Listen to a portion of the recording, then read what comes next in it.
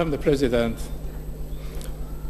honorable guests, ladies and gentlemen, the video clip that you have just seen has revived on me a very painful experience. It was me who first visited Ashraf and did the body count. I reported what I saw on the ground, and UNAMI did not show any interest in making the report public. I had to make the report public through irregular, unusual way of reporting, and I passed the report to Geneva that made it public. This is for history. But I would like to share some ideas with you with this MOU, the Memorandum of Understanding signed with the government of Iraq. First, we drafted it so that we give protection to the Ashrafis. But Kobler's intervention in this process made it a process, an MOU for persecution, not protection. The first thing, for those who didn't see the MOU, there was no reference to a humanitarian law. In fact, it was crossed from the draft. No reference whatsoever to humanitarian law. International humanitarian law is unacceptable for the government of Iraq. Now, also the MOU, which apparently Kobler is making it a tool to save life.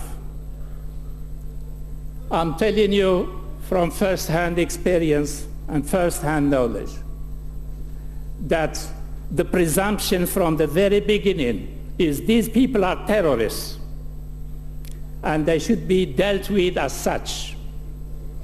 So let's send them to a detention center while a sort of a triage through the UNHCR will be made. Some of them will eventually be granted the refugee status, others will be denied. And I did ask UNAMI what happens for those who will be denied the refugee status. The answer from Kobler is that the due process of law should take place, meaning they should be arrested and put to trial. Ladies and gentlemen, you know what is justice in Iraq today. There is no independence of the judiciary in Iraq.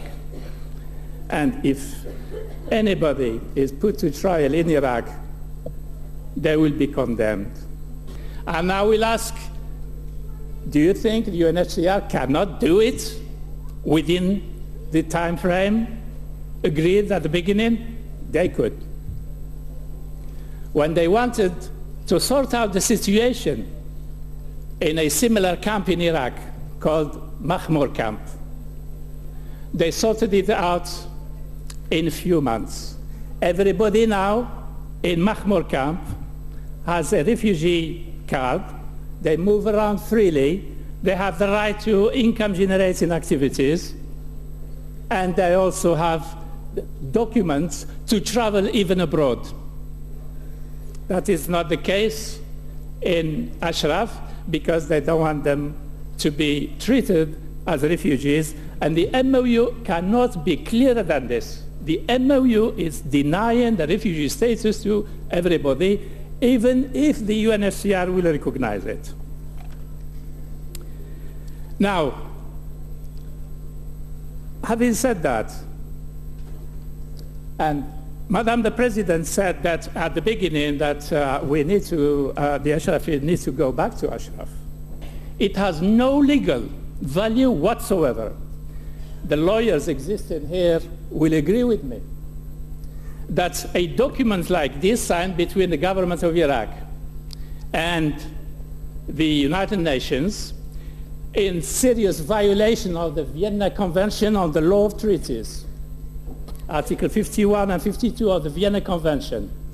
They make this document null and void because it's produced by coercion and the threat of use of force. Any document signed under the threat of use of force and coercion has no legal value. So now this document should not be referred to as a reference in dealing with Ashraf. It's very important to show you, here are the documents,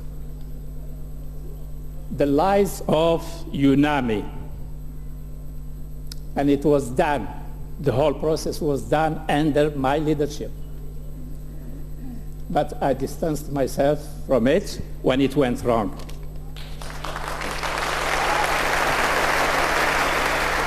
What does this document say?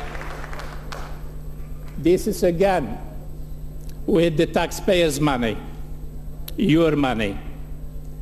UNAMI recruited an expert, shelter expert they call him, they brought him from UNHCR in Ethiopia in order to assess the situation in Camp Liberty, whether it's fit to accommodate 3,400 people or not.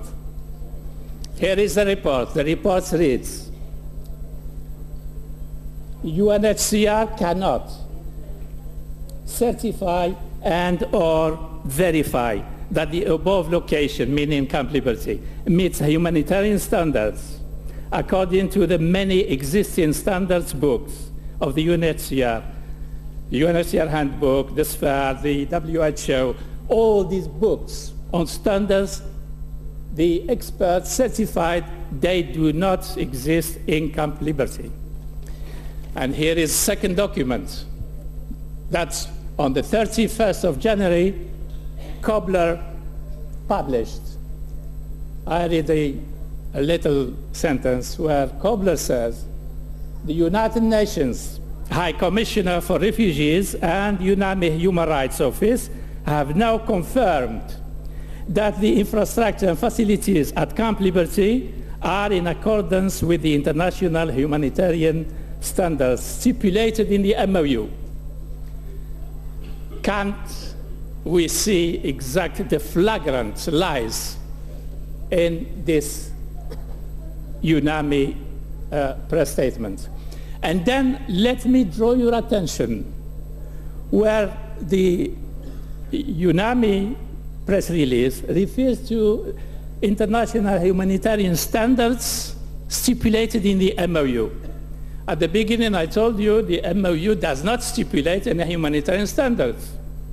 The government of Iraq refused to refer to international humanitarian law.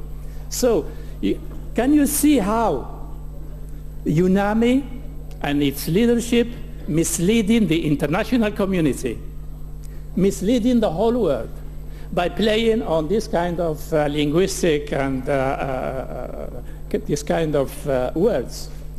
So I'm showing you the documents, and we have the right to ask the United Nations to inquire into this. What's this, the discrepancy between these two documents? Here they are. We do expect the United Nations to take the matter in hand. I thank you very much.